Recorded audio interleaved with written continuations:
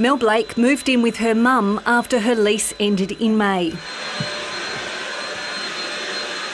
She's been unable to find an affordable rental, and 2 of her 3 teenage sons are temporarily living elsewhere. Some days you feel like giving up, but that's not possible for my children, like they need a home. Mel lives in Tasmania's northwest, where asking rents have increased by 31% over the past 2 years.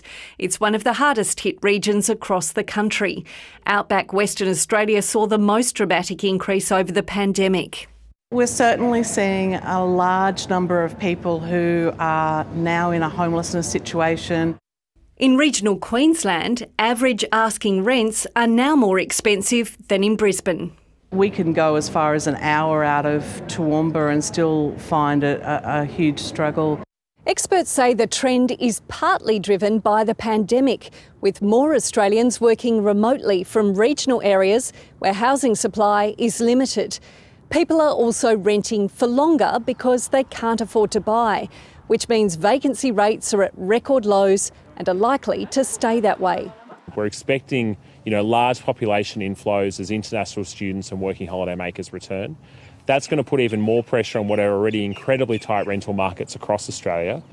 It's led to calls for rent assistant payments to be lifted and a national plan to boost housing supply.